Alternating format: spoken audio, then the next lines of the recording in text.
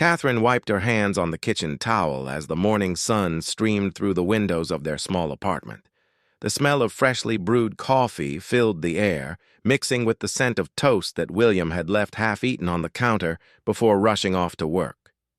She smiled softly, remembering how he had kissed her forehead and whispered something about being late for an important meeting.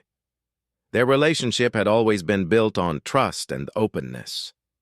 After 3 years together, Catherine felt she knew William better than anyone else in the world. He was the kind of man who left little notes in her lunch bag, who remembered every anniversary, and who always made her laugh even on her worst days. She had never questioned his loyalty or honesty, never felt the need to doubt the man she was planning to marry next spring. As she began clearing the breakfast dishes, Catherine noticed William's laptop was still open on the dining table. The screen had gone dark, but the power light was still blinking. He must have forgotten it in his rush to get to the office. She knew he would need it for his presentation later that afternoon, so she decided to call him and let him know she could bring it by his workplace during her lunch break. Walking over to the laptop, Catherine gently touched the trackpad to wake up the screen. She expected to see his usual desktop with photos of them together from their last vacation to the mountains. Instead, the email application was open, and a message was displayed that made her heart skip a beat. The sender's name read, "My dearest William," and the subject line simply said, "Missing you already." Catherine's breath caught in her throat. She knew she shouldn't read someone else's private messages, but something about the intimate tone of the subject line made her pause. William had never mentioned anyone who would write to him in such a personal way. Her hands trembled slightly as she stared at the screen, torn between respecting his privacy and the growing unease in her stomach. The message preview showed just the first few lines, but they were enough to make Catherine's world tilt off its axis.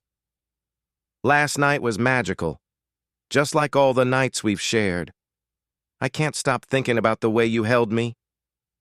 Catherine's eyes widened as she read the words that seemed to cut through her heart like a knife. She sank into the chair, her legs suddenly feeling weak. This couldn't be real. There had to be some explanation. Maybe it was spam, or perhaps someone was playing a cruel joke. William would never do this to her. He loved her. He had proposed to her just 6 months ago with tears in his eyes, telling her she was the only woman he could ever imagine spending his life with. But as Catherine sat there staring at the screen, memories began flooding back with a new, painful clarity.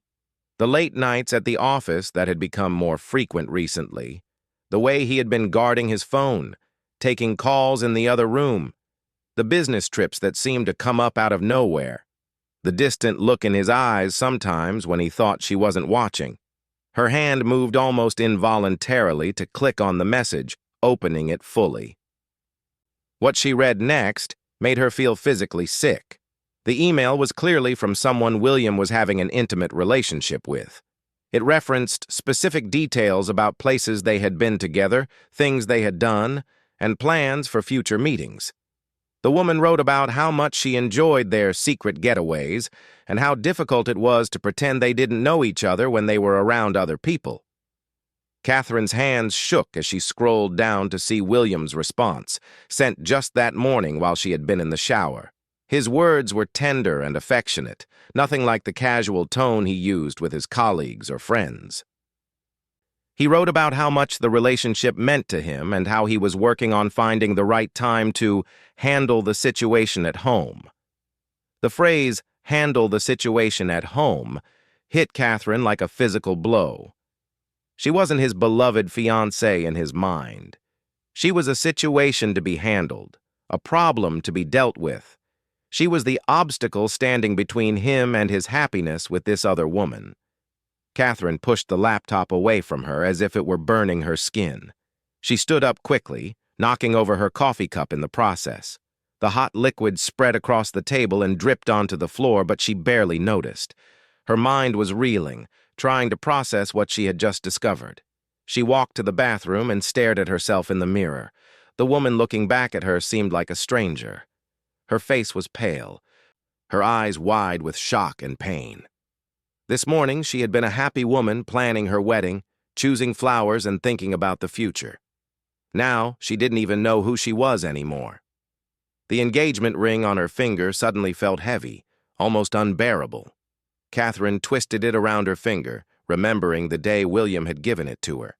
They had been walking in the park where they had their first date, and he had gotten down on one knee right by the old oak tree where they used to sit and talk for hours. She had cried with joy that day, feeling like the luckiest woman in the world.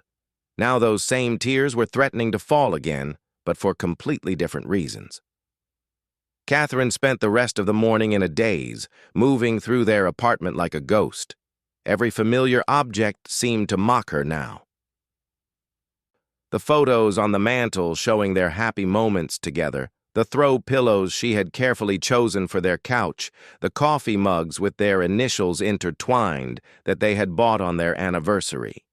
Everything felt like evidence of a life that had been built on lies. She couldn't bring herself to leave the apartment or call in sick to work.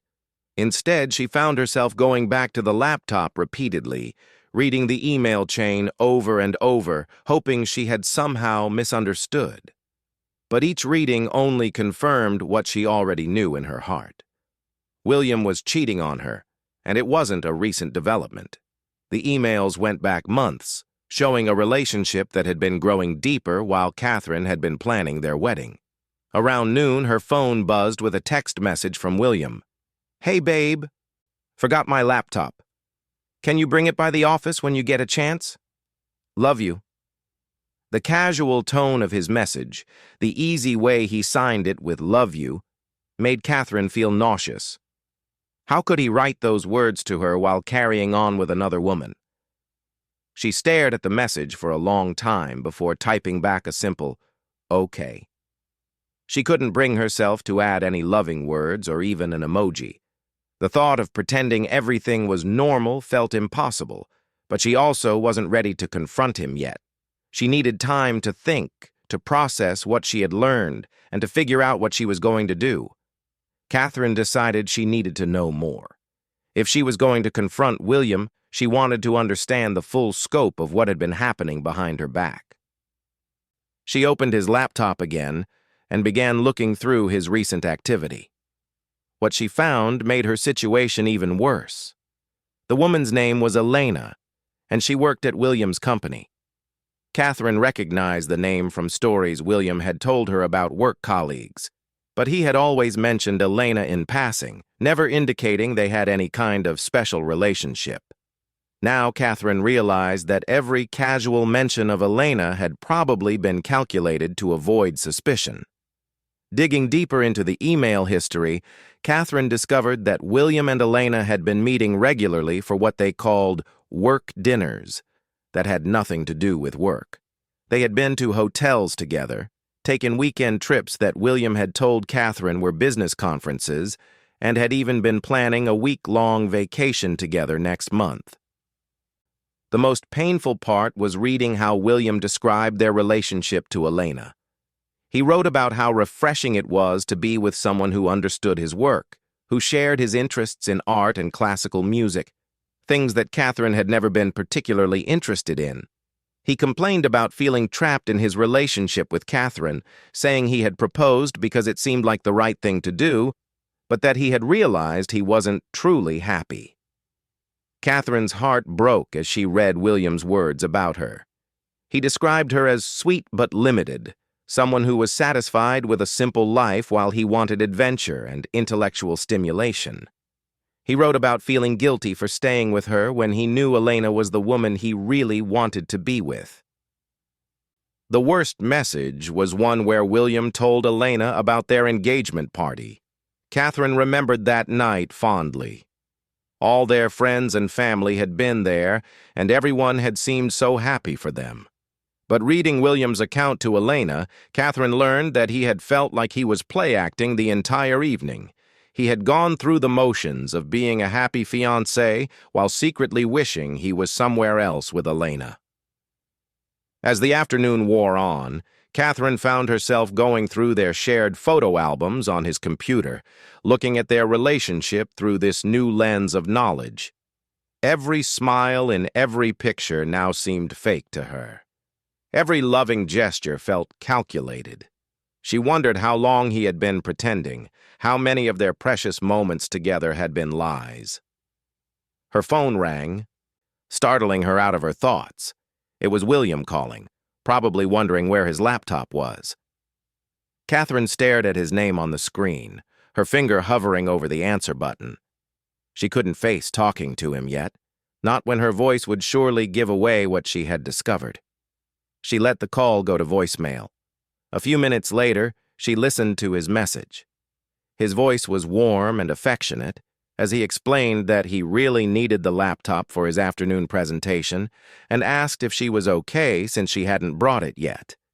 He ended the message by saying he loved her and looked forward to seeing her that evening.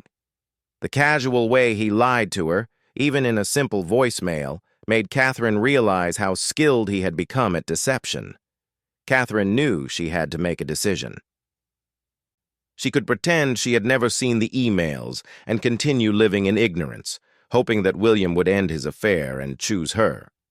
She could confront him immediately and demand answers, or she could take time to plan her next steps carefully.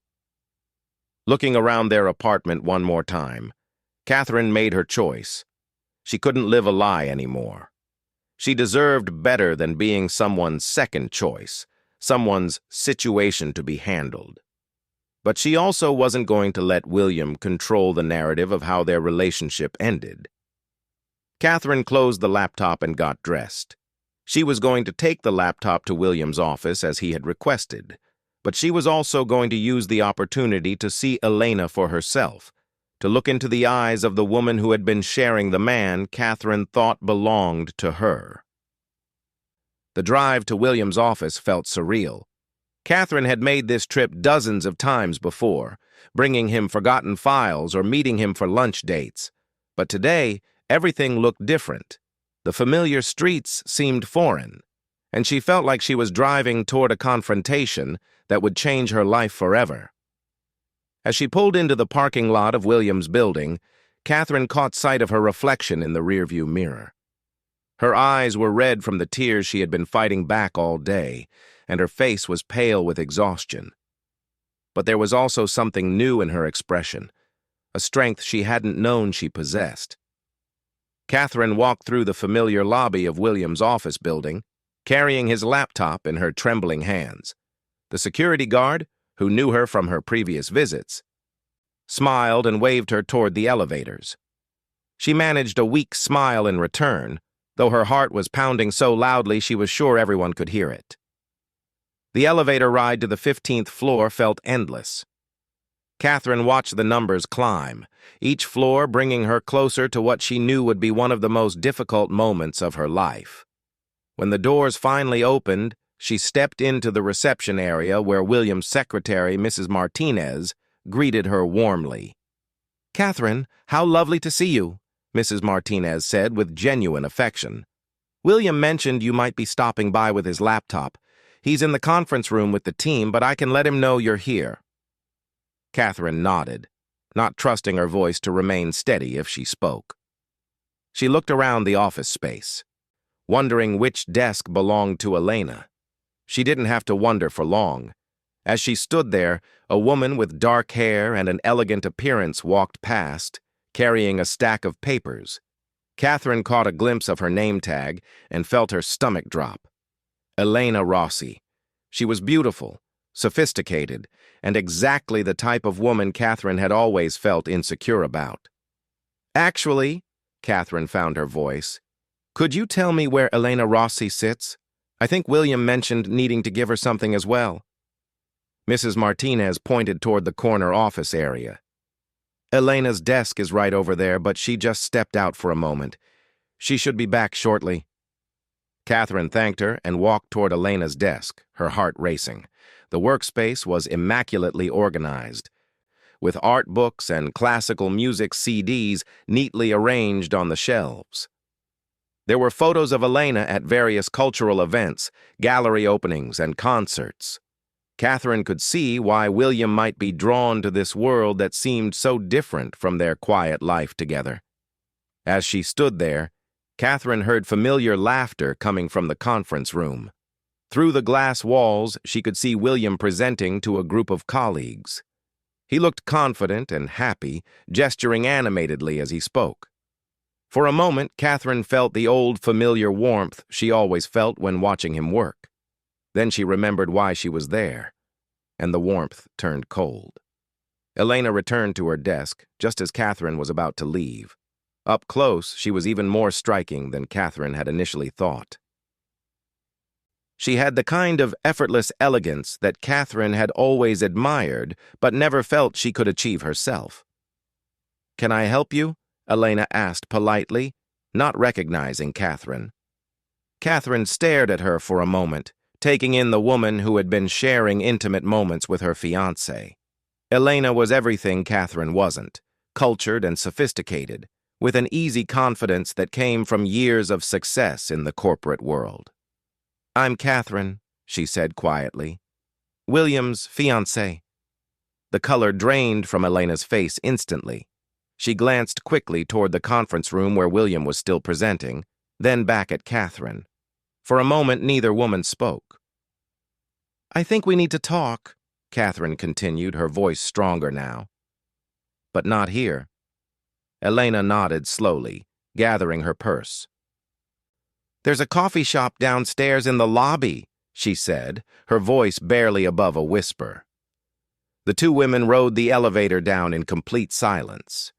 Catherine could feel Elena's tension, but she also sensed something else, something that might have been guilt or even relief.